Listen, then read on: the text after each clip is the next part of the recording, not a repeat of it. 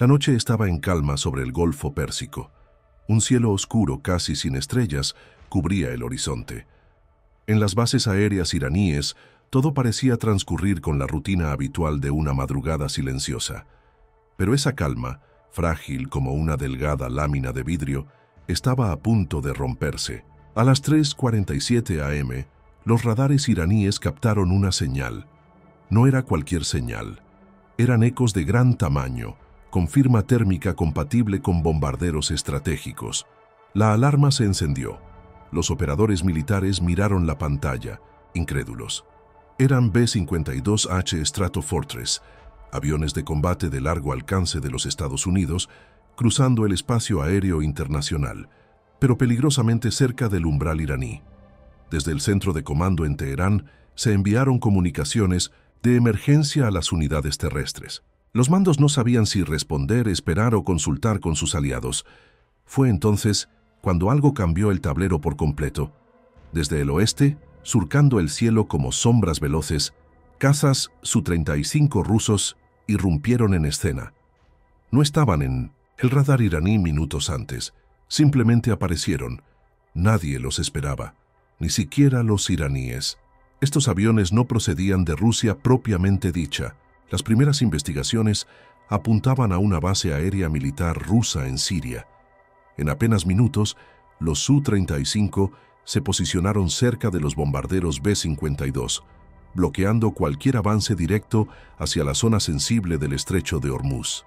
La maniobra fue limpia, precisa y ejecutada con una frialdad quirúrgica. Ningún misil fue disparado. No hubo contacto radial, solo una presencia contundente en el aire. En cuestión de minutos, el espacio aéreo pasó de ser una zona gris a un campo de tensión absoluta. Irán, sorprendido, no fue el primero en actuar.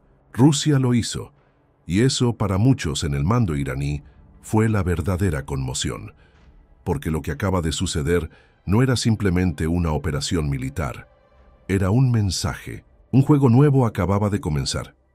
La escena aérea seguía desarrollándose con una tensión que no se medía en decibelios, sino en el silencio de los mandos que observaban todo desde Teherán. Las imágenes que llegaban por satélite y por canales de inteligencia mostraban lo impensable. Rusia se había adelantado a Irán. En una zona donde los iraníes se consideraban los dueños naturales del cielo, otro actor había intervenido primero. ¿Por qué? La respuesta no era evidente, pero tampoco estaba oculta. Desde hace meses, los lazos entre Moscú y Teherán se habían fortalecido en una danza diplomática que incluía acuerdos de cooperación tecnológica, suministro de armas y lo que muchos analistas llaman alianzas tácitas. Pero este movimiento ruso fue más allá de una promesa diplomática. Fue una demostración de fuerza, una acción real en defensa de algo más grande. Porque lo que Irán no vio venir fue la activación silenciosa de un pacto que aún no era público. Según documentos clasificados filtrados por inteligencia occidental, existía un entendimiento mutuo entre ambos países. Si Estados Unidos realizaba maniobras cercanas a la frontera aérea iraní con aviones estratégicos, Moscú podría actuar para disuadir sin comprometer directamente a Teherán. Y eso fue exactamente lo que ocurrió. No se trataba de salvar a Irán, sino de contener a Washington. El objetivo era demostrar que Rusia ya no reaccionaría solo dentro de sus fronteras o intereses inmediatos, sino donde considerara que el equilibrio global estaba en juego. Irán, aunque formalmente ajeno al despliegue, comprendió que esa intervención rusa era un escudo no solicitado, pero bienvenido. Porque si los B-52 seguían su curso, cualquier error podría encender un conflicto regional, y Moscú, en un gesto inesperado, se había puesto entre el fuego y la chispa.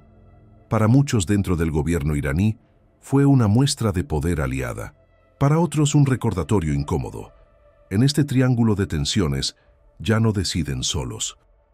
El cielo del Golfo no estaba dividido en dos, sino en tres dimensiones: la fuerza de Washington, la reacción de Moscú y la sorpresa de un Irán que empezaba a comprender que su espacio aéreo ya no era solo suyo, era un tablero geopolítico en plena transformación.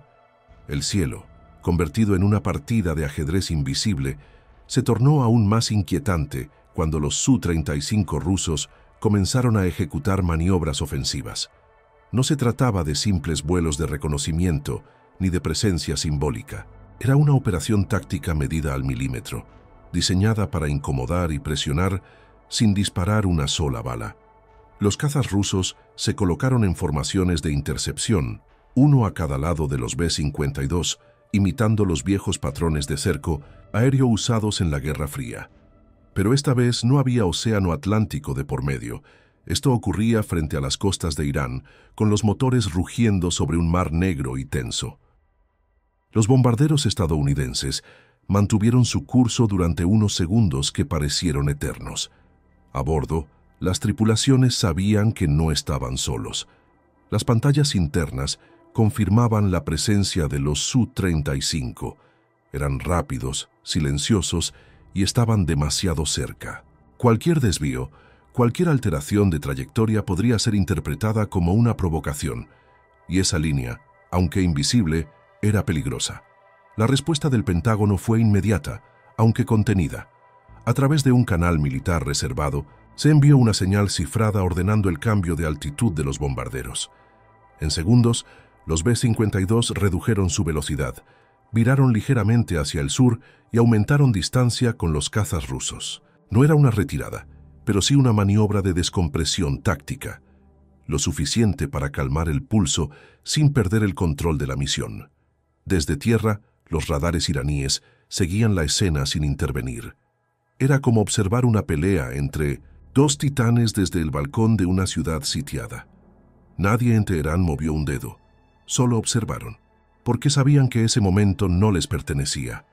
El rugido del oso ruso se sintió en el aire sin necesidad de misiles. La presencia de los Su-35 hablaba más fuerte que cualquier comunicado diplomático. Fue un mensaje envuelto en acero y velocidad. Rusia está dispuesta a marcar territorio, incluso en escenarios donde antes solo observaba, y lo hizo con una ejecución que dejó claro que no buscaban conflicto, pero tampoco lo temen.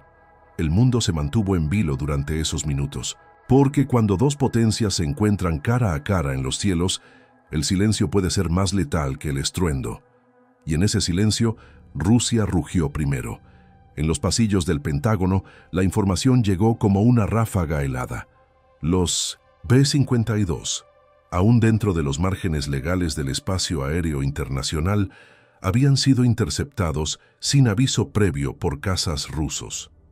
La noticia no se compartió de inmediato con la prensa. Primero, hubo una reunión cerrada entre altos mandos de defensa. El informe preliminar era claro. No se había producido contacto físico, ni visual hostil explícito, pero la maniobra rusa había sido una provocación calculada. En otras palabras, Rusia no solo había desafiado el vuelo de los bombarderos, había puesto a prueba el músculo diplomático de Estados Unidos. Sin decir ni una palabra. Horas después llegó el primer comunicado oficial. Frío, medido, casi robótico. Nuestras aeronaves operaban dentro de los estándares internacionales de libertad de navegación aérea. Pero esa frase, repetida tantas veces en otras situaciones, no bastaba esta vez, porque no se trataba solo de legalidad, sino de territorio simbólico. Rusia había actuado sin romper reglas, pero con una audacia que descolocó a todos. Y lo hizo justo en un momento donde Washington no esperaba tener que medirse con Moscú en los cielos del Golfo. La furia no se expresó en ruedas de prensa ni en titulares. Se expresó en las reuniones internas, donde se analizaron posibles respuestas. Pero responder militarmente habría significado escalar una situación que aún no había derramado sangre. Y eso, en este ajedrez, era un error que nadie podía permitirse. Moscú, por su parte, permaneció en un silencio que hablaba más fuerte que cualquier declaración. No emitió comunicado, no ofreció justificaciones, y ese mutismo fue interpretado como lo que realmente era, una estrategia. Rusia había lanzado su jugada, había hecho retroceder simbólicamente a Estados Unidos y ahora se retiraba al borde del escenario, dejando la escena congelada. En Irán, mientras tanto, los canales de información internos procesaban todo con un matiz distinto. Para algunos sectores del régimen, fue una victoria compartida. Para otros, un recordatorio incómodo de su nueva posición. Espectadores protegidos, pero no protagonistas. Sabían que el aire que cubría sus fronteras ya no les pertenecía por completo. El mundo oriental como una advertencia, pero todos entendieron algo. Moscú ya no necesita misiles para imponerse. Le basta con aparecer en el momento justo y quedarse quieto. Porque a veces, la guerra no necesita disparos para dejar una cicatriz. En el equilibrio global, el sol comenzó a asomarse sobre el Golfo Pérsico mientras los radares se despejaban lentamente. Los B-52 ya se habían desviado. Los Su-35 rusos regresaban a su base en Siria y el cielo recuperaba una calma tensa, casi irreal. Pero algo había cambiado para siempre. No se disparó un solo misil. No se perdió ninguna aeronave. Y sin embargo, todos los presentes, militares, diplomáticos, analistas, gobiernos, sabían que ese día se había cruzado un umbral invisible. No uno geográfico, sino psicológico. Uno que separa los tiempos de provocación de los tiempos de confrontación. Irán, testigo privilegiado de aquel choque aéreo silencioso, se encontró en medio de una escena que lo superaba. Ya no era simplemente un actor regional desafiando al orden occidental. Ahora, sin quererlo, era el escenario de una partida entre gigantes. Y en esa partida, la soberanía es un término elástico. El país pudo comprobar que si bien sus cielos aún llevan su nombre, su control real depende cada vez más de los equilibrios de poder que se tejen desde Moscú y Washington. Para Estados Unidos, la maniobra rusa fue una bofetada elegante, una interferencia calculada que no podía ser respondida sin provocar una tormenta. Para Rusia fue un mensaje directo. Ya no es un espectador pasivo en los asuntos del Medio Oriente. Está dispuesto a intervenir, incluso cuando no es estrictamente llamado. Y esa voluntad, expresada con tan solo unos cazas bien posicionados, vale más que 1.000.000 de palabras en la ONU.